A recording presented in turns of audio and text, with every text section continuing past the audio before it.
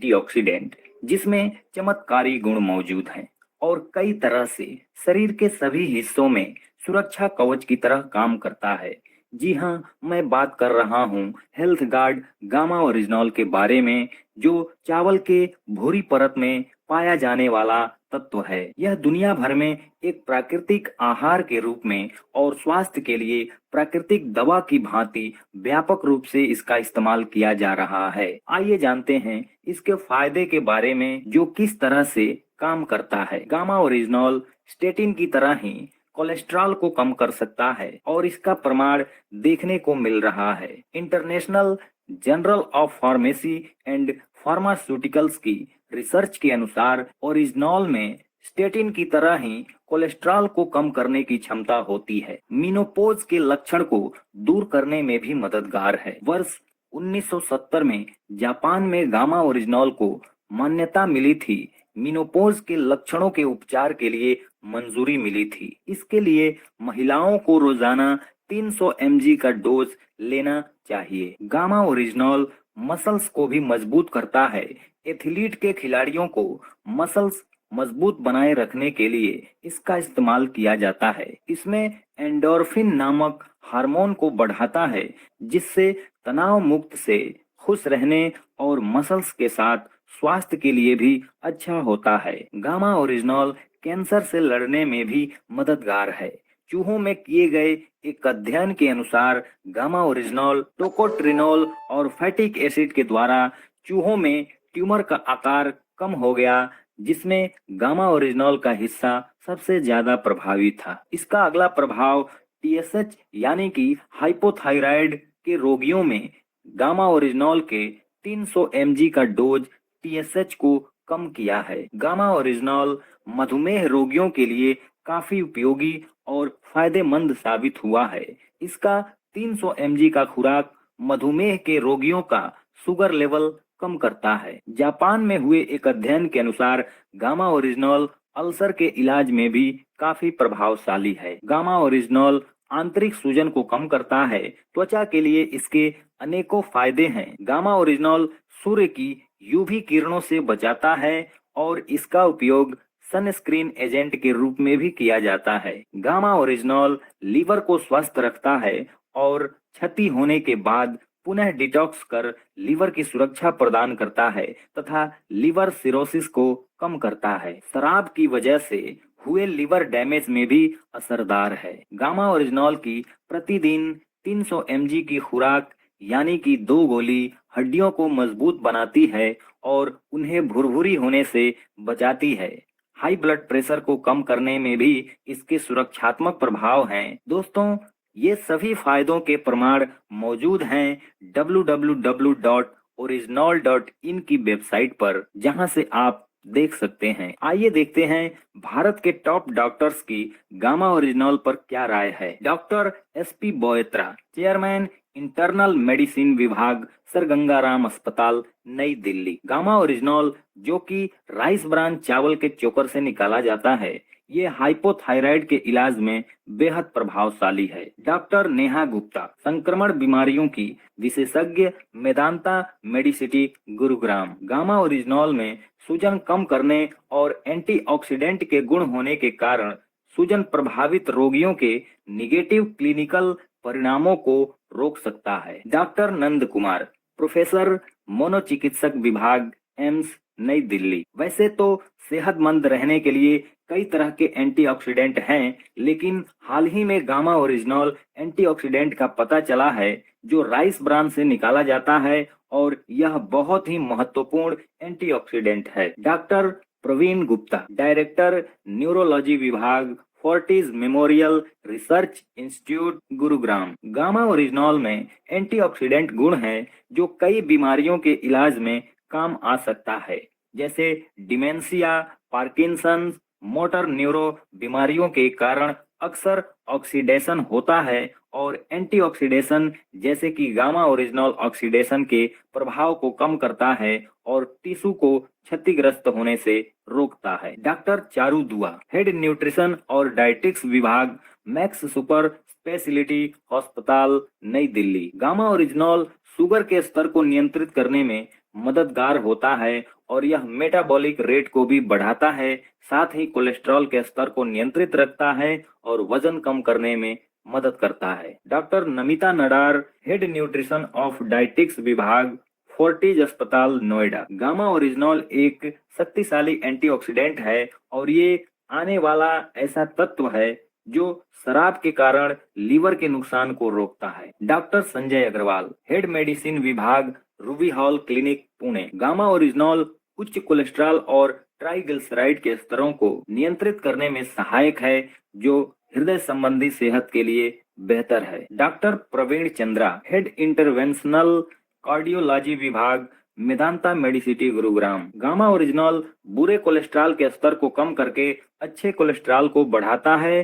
दरअसल heart attack में platelets आपस में जुड़कर खून के थक्के बना देते हैं और आर्टरी को ब्लॉक कर देते हैं। ये प्लेटलेट्स को इकट्ठा होने से रोकता है, जो दिल का दौरा पड़ने से रोकता है। Doctor Rahul Bhargava, director institute of blood disorder and BMT, Fortis अस्पताल, नई दिल्ली। गामा ओरिजिनॉल अगर इसे लंबे समय तक लिया जाए तो कैंसर को रोकने में मदद कर सकता है। कोडेक्स आप जानते हैं, कोडेक्स जो ग्लोबली फूड स्टैंडर्ड्स बनाता है, WHO ने बनाया है। अच्छा। तो कोडेक्स ने 2019 में ये फाइंड आउट किया, ये डिक्लेयर किया, एक नोटिफिकेशन जारी की कि खाने के तेलों को अगर इम्प्रॉपरली प्रोसेस किया जाएगा तो उनके अंदर कुछ कंटामिनेंट्स पैदा होंगे जिनका नाम है GE and 3-MCPD। और ये कंटामिनेंट्स लेने से कैंसर हो सकता है, इनफर्टिलिटी हो सकती है, किडनी डैमेज हो सकता है। ये कोडेक्स ने डिक्लेयर कर दिया और इमीडिएटली यूरोप ने इस पर एक्शन लिया। यूरोप ने 23 अप्रैल 2024 में एक रेगुलेशन निकाली और तेलों के खाने के तेलों में GE और MCPD की सेफ लिमिट्स तय की। ये यूरोप ने कर दिया, लेकिन इंडिया में अभी तक कोई रेगुलेशन है नहीं। मैम, जैसे अभी प्रश्न आया कि घी खाना चाहिए या नहीं खाना चाहिए, तो ऐसे कुछ चीजों पे मैं आपसे बातचीत करना चाहता हूँ, जैसे ऑयल, खाद्य तेल। तो बहुत सारे लोग कहते हैं यार सरसों का खाओ, कुछ कहते हैं नहीं मूंगफली का बहुत बढ़िया रहता है। अभी डॉक्टर ने कह दिया कि यार बदल बदल के खाओ, आप एक महीना ये खा लो, अगले महीने दूसरा खा लो, तीसरा खा लो। आप क्या कहते हैं? सर बहुत अच्छा क्वेश्चन है आपका, और ये इंडिया की नीड भी है जानना कि कौन सा कुकिंग ऑयल खाएं, क्योंकि अब तक मुझे लग रहा है पता नहीं कितने डेकेड्स हो गए इस कंफ्यूजन को चलते हुए। और ये कंफ्यूजन सिर्फ आम आदमी तक नहीं, ये कंफ्यूजन डॉक्टर्स तक भी है, डाइटिशियंस तक भी है, हेल्थ एडवोकेट्स तक भी है।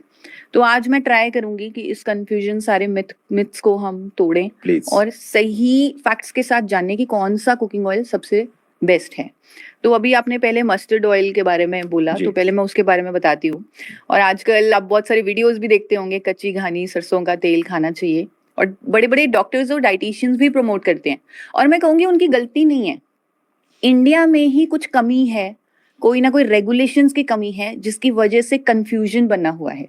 अब मैं आपको बताती हूँ, सरसों का तेल जो है, इंडियन वेराइटी ऑफ सरसों का तेल है जो, उसमें एक कंपाउंड होता है जिसका नाम है इरूसिक एसिड।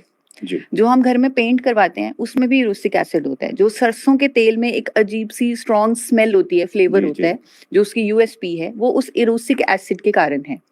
अब विदेशों में आप नेट पर चेक कर सकते हैं, यूरोपियन यूनियन और यूनाइटेड किंगडम में रेगुलेशंस बन चुकी हैं बहुत सालों से। 2003 से रेगुलेशन बनी हुई है कि किसी भी खाद्य तेल में, किसी भी एडिबल ऑयल में अगर 5% से ज्यादा इरूसिक एसिड है, वो खाने के लिए वो मान्य है ही नहीं, उसे हम एडिबल पर्पसेस के लिए यूज नहीं कर सकते। That is non edible in nature. क्यों? क्योंकि उसकी वजह से हार्ट अटैक हो सकता है, उसकी वजह से बहुत सारे हेल्थ इश्यूज हो सकते हैं इरूसिक एसिड की वजह से, और इसीलिए वहां के देशों में 5% से ज्यादा इरूसिक एसिड वाले तेल बैन है। और आप गेस कीजिए हमारे इंडियन मस्टर्ड ऑयल में कितने प्रतिशत इरूसिक एसिड होगा? आप गेस करके देखिए सर, कितने प्रतिशत होगा? थोड़ा गेस कीजिए सर। ऑडियंस से भी मैं कहूंगी वो कमेंट में गेस करके देखे जब तक मैं बताती हूँ। 2-4% में मिनिमम 35%, 55% तक भी है। और ये इंडियन वैरायटी में ही है, उसे कोई मैन्युफैक्चरर निकाल नहीं सकता बाहर। वो उस वैरायटी में ही, जो वैरायटी यहाँ पर बनती है भारत का सरसों का तेल, उसमें 35% से लेकर 55% तक इरूसिक एसिड है। लेकिन यहाँ पर इंडिया में कोई रेगुलेशन है ही नहीं इसको लिमिट करने की। अभी तक FSSAI ने कोई रेगुलेशन बनाई नहीं है, लेकिन वहां के देश, बाहर के देश बना चुके हैं। अगर आपके ऑडियंस में से, व्यूअर्स में से किसी के भी रिलेटिव्स रहते हो अमेरिका में, कनाडा में, वो अपने रिलेटिव से पूछ सकते हैं कि विदेशों में भारत का सरसों का तेल कैसे बेचा जाता है, बॉटल पर क्या लिखा जाता है, और उस पर लिखा जाता है फॉर एक्सटर्नल यूज ओनली।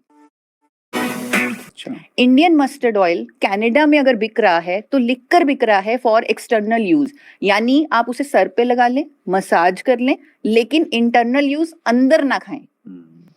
तो ये बहुत बड़ी विडंबना है हमारे सिस्टम की, या कमी है रेगुलेशंस की, जिसकी वजह से सरसों का तेल आज की डेट में लाखों लोग खा रहे हैं इंडिया में, बल्कि करोड़ों खा रहे होंगे। और हमारे हेल्थ एडवोकेट्स भी इसे प्रमोट कर रहे हैं, क्योंकि ये ट्रेडिशनल ऑयल है, तो कहीं ना कहीं हम ट्रेडिशंस की तरफ वापस जाना चाहते हैं। लेकिन इसका ये पॉइंट कि इसमें इरूसिक एसिड बहुत ज्यादा है, वो हम इग्नोर नहीं कर सकते, तो उसे समझना होगा। अगर रेगुलेशंस बनती तो डॉक्टर्स और डाइटिशियंस भी कंफ्यूज ना होते, तो उनकी गलती नहीं है, मैं कहूंगी ये। राइट, तो ये हो गया कि सरसों तेल उतना अच्छा नहीं है। फिर कौन सा अच्छा है?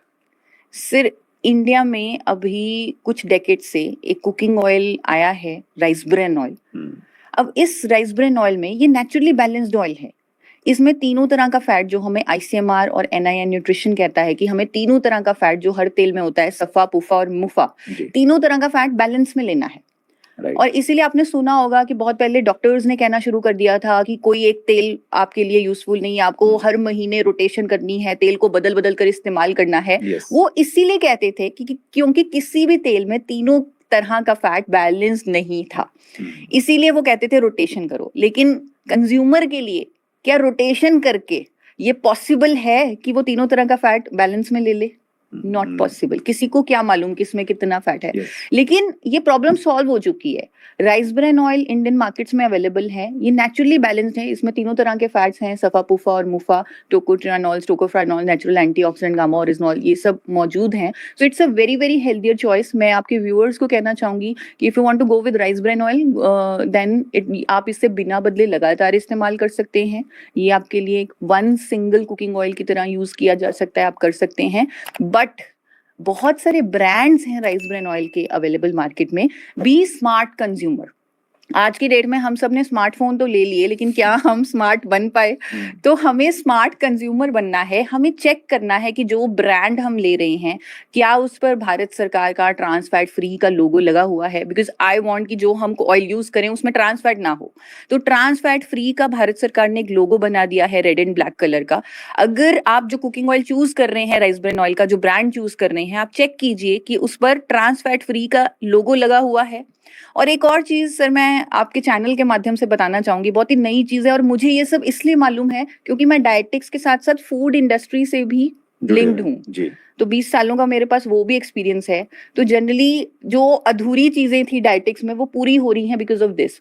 अभी लेटेस्ट एक रेगुलेशन आई है, कोडेक्स, आप जानते हैं कोडेक्स जो ग्लोबली फूड स्टैंडर्ड्स बनाता है, WHO ने बनाया है। तो कोडेक्स ने 2019 में ये फाइंड आउट किया, ये डिक्लेयर किया, एक नोटिफिकेशन जारी की कि खाने के तेलों को अगर इम्प्रॉपरली प्रोसेस किया जाएगा तो उनके अंदर कुछ कंटामिनेंट्स पैदा होंगे जिनका नाम है GE and 3-MCPD। और ये कंटामिनेंट्स लेने से कैंसर हो सकता है, इनफर्टिलिटी हो सकती है, किडनी डैमेज हो सकता है। ये कोडेक्स ने डिक्लेयर कर दिया और इमीडिएटली यूरोप ने इस पर एक्शन लिया। यूरोप ने 23 अप्रैल 2024 में एक रेगुलेशन निकाली और तेलों के खाने के तेलों में GE और MCPD की सेफ लिमिट्स तय की। ये यूरोप ने कर दिया, लेकिन इंडिया में अभी तक कोई रेगुलेशन है नहीं। तो आपके चैनल को बहुत बड़े बड़े इंडस्ट्रियलिस्ट भी सुनते हैं, ऑयल मैन्युफैक्चरर्स भी सुनते हैं। तो मैं इस चैनल के माध्यम से सभी कुकिंग ऑयल मैन्युफैक्चरर से निवेदन करूंगी, रिक्वेस्ट करूंगी कि आप GE और 3-MCPD कंटामिनेंट्स को चेक करने के लिए मशीनरी इंपोर्ट करें, क्योंकि इंडिया में अवेलेबल नहीं है। आप उसे इंपोर्ट करें, अपने हर बैच को चेक करें कि क्या सेफ लिमिट्स के अंदर वो कंटामिनेंट्स हैं। यूरोप ने तो स्टैंडर्ड्स बना दिए हैं, आपको जस्ट चेक करना है और अपने लेबल पर लिखें कि आपका ब्रांड कंप्लाई करता है new European safety standards of GE and 3-MCPD। अगर आप ऐसा कर देंगे तो हम कंज्यूमर्स के लिए बहुत आसानी हो जाएगी कि हम न्यूट्रिशियस के साथ साथ सेफ कुकिंग ऑयल को चूज करें अपने लिए, अपने परिवार के लिए, अपने बच्चों के लिए।